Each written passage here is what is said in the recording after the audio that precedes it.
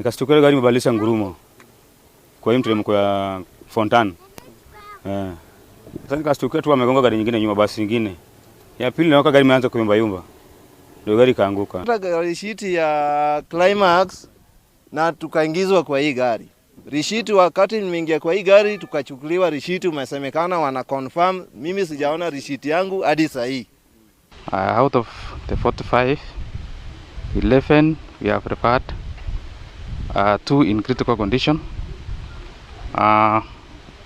and the rest we sustained minor injuries which we managed to treat and we have discharged. There was one fatality at the scene of accident.